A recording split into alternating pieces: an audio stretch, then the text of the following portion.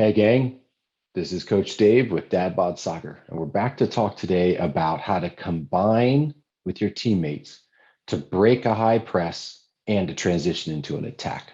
Today, there's going to be three things that we take out of this. One, patience, not panic when you have the ball. Two, move the ball in all four directions on the field, side to side, front and back. Third, players need to very quickly get wide to create passing and dribbling channels for their teammates. So we'll go through those and show you right now. So we'll start with the blue team having the ball into a transition. Let's watch a couple times. White wins the ball, plays it left, cuts back across, plays it into the middle, cuts back across, plays it here, drop backward, and then a nice long ball over the top. Let's go back again. See it again. They win the ball here and they quickly transition. Okay, now we're going to move through each one of these passing sequences till we end up with that ball over the top. But let's watch this one more time. Outside, back across. I love that touch back across. Shows, doesn't see anything, plays it back, drops it in, head up play. Nice run from number 10 over the top.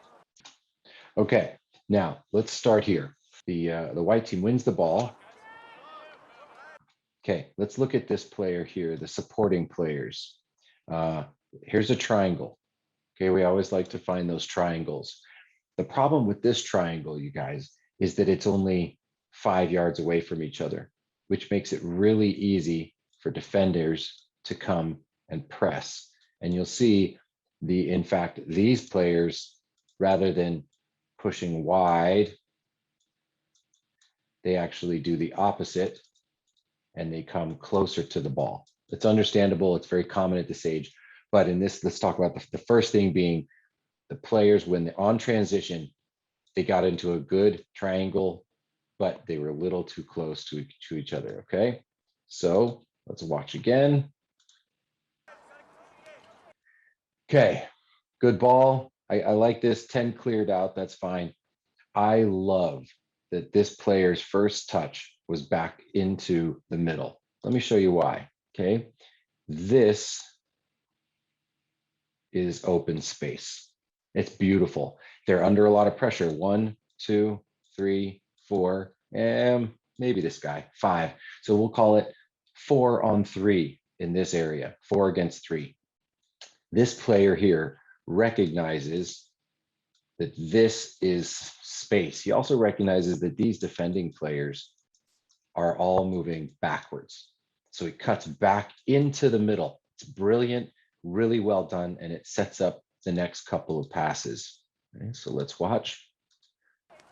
Cuts it in, has some time, gets his head up, and then looks across the field. Now, there's two options here if I were him. You're going to see he plays this pass here. But if it were me, I think I would have rather him played this ball here, possibly even this ball. But I think the best option is this right here. Least risky, still moves the ball across the field. You can see where all the space is. Okay, that's good. But in this case, he plays the ball across. I don't mind that. And he pulls it off, so it's good. So let's see what happens. He moves across the field. Now, here, this is where I'm going to make a complaint. And this is what my complaint is. As a center midfielder, which direction is his body? Which way are his hips facing? His shoulders? Back. Okay, they're looking backwards. This ball came across. And yes, it was good that he came back into the space to show. However, this play absolutely must be with him flipped around facing this direction, receiving the ball across his body on his front foot, which in this case would have been his right foot. Okay, we're going to go back and watch that again because I want you to see this. Passes here, there, okay? He had time, he has space. He's got to take an extra step or two and flip around. So he's receiving this ball on his front foot. Why? Well, let's see how many touches it takes him to turn and then find his next pass. So here's his first touch, second touch, third touch, fourth touch. Takes him 4 touches to turn 180 degrees and then do something with the ball. By that time, this defender has closed him down. This number 8 has come back in, and look at his options up here. This right mid was open in between here, but this guy has moved to close him. This player is available, but he's coming to close him because it was 4 touches to turn from facing that direction to facing this direction. That's absolutely critical, guys. When you're receiving the ball in this midfield, turn your hips. Okay, so it doesn't turn his hips. It's fine. He cuts it back across, plays it here to 19. Now, I want you to notice a couple of things. First, I love this backwards pass. I love it. He's under pressure here and here. His hips are facing backwards, right? His eyes are backwards. So he's playing the way he's facing. That's a really good, safe move in this part of the field. He plays it back here. That's great. This player, the center back, has a chance to see the entire field. He has the vision of the whole field, so he gets to look and make a decision with no pressure, and he sees all of the options. So that's very, very good. I like that a lot. What I don't love about this is look how narrow all of the white player options are. I mean, that's almost between the hash marks, right? This is very narrow, 10 to 20 yards tops from side to side. This gives this guy very few options. You see how narrow. Now, where should these players be going? This guy just checked in. He needs to get back out. This outside back, take off on your horse. You can't see the outside back on this side, but I'd love for him to be making a run as well up this outside. Like there's plenty of space out there. Okay, so I don't love how narrow it is, but I do love that he played this ball backwards here. Didn't try to turn it into pressure and do something fancy. Kept it simple. And then we see, and this is a great way to finish this play, plays it back. Great ball over the top for a 1v1 situation.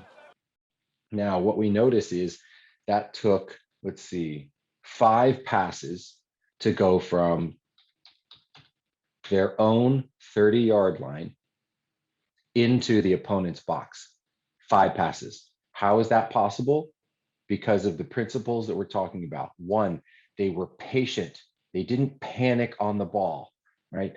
They didn't freak out and try to do anything fancy. They kept it simple. Second, they moved the ball outside, then back across, then back across, then they dropped it, then it went forward. Those motions, left, right, forward, and backward, it moved the defenders around. It got them out of their positioning. It made them stop chasing so hard. After the 3rd or 4th pass, the blue team stops chasing every ball.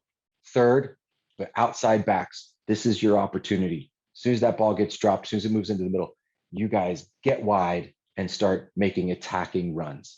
In transition, we win the ball. 1 pass. Left, 2 passes. Back across. 3 passes. Slow turn. 4 passes. 5 passes, and we're in. Okay. He just moved the ball 80 yards in 5 passes, and the blue team couldn't get anywhere near it. All right, gang. Be patient on the ball. Don't panic. Don't panic. Play the ball the way you're facing. 2, move the ball in all 4 directions. 3, get wide quickly to create passing and dribbling channels for your teammates. That's what we got for you today with Dad Bod Soccer. Hope you enjoyed it. And if you did, please hit subscribe.